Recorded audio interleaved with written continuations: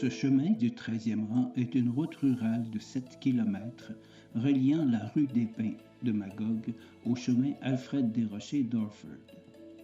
Il se divise en deux. La partie sud, d'environ 2 km, traverse en diagonale les anciens lots du rang 13 à l'est de Cherry River. À la sortie de la dernière courbe, la partie nord devient un chemin droit jusqu'à la fin. Cette section droite se trouve exactement sur la ligne de division entre les rangs 13 à l'ouest et 12 à l'est, desservant ainsi les deux rangs.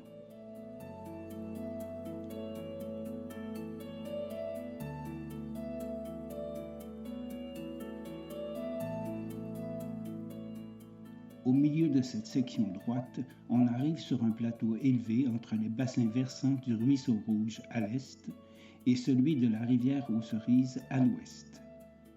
On peut y contempler de très belles vues du mont Orford.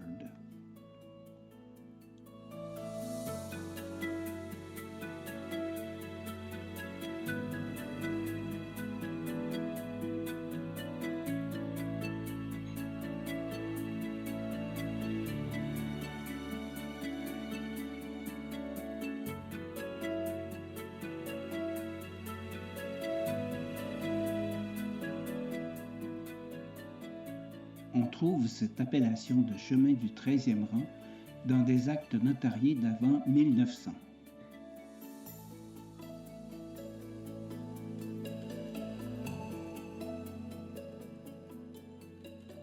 Au milieu des années 1890, dans la partie sud, des habitants de Cherry River acquièrent des lots de la British American Land Company, la BALC.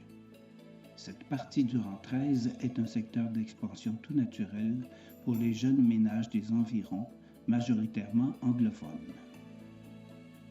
La section nord fut probablement d'abord un chemin de bois. Au début des années 1900, la Prouty & Miller, une compagnie d'exploitation forestière qui possède une importante scierie à Newport au Vermont, achète tous les lots à l'est du chemin de la British American Land Company. Du côté ouest, la Prouty & Miller acquiert les terres via quelques intermédiaires, principalement Archer J. Whitehead, un lumber dealer de Eastman, et Gilbert Morier, commerçant de Magog. Ces derniers détiennent des billets d'occupation ou promesses de vente, ou encore ils ont acheté de la BALC.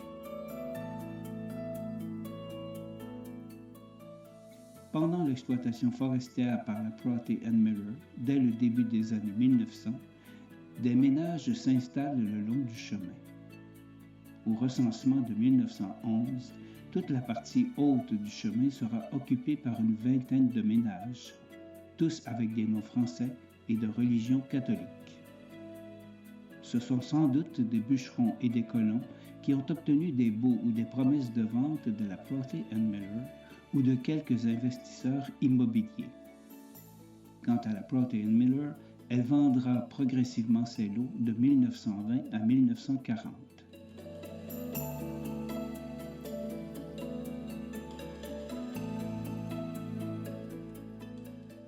En 1899, cette partie nord fut détachée du canton d'Orford pour être annexée à la municipalité de paroisse de Saint-Élie d'Orford. Plus de 100 ans plus tard, elle reviendra à la municipalité du canton d'Orford au moment de la réorganisation et des fusions municipales en 2002.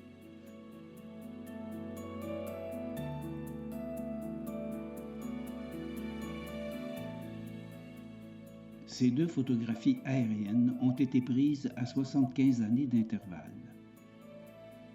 Sur la photo de 1945, on voit dans les sections plus pâles l'état du déboisement après la fin de l'exploitation forestière. En superposant les deux images, on peut voir en 5 secondes l'évolution du reboisement pendant ces 75 années. La nature a repris ses droits.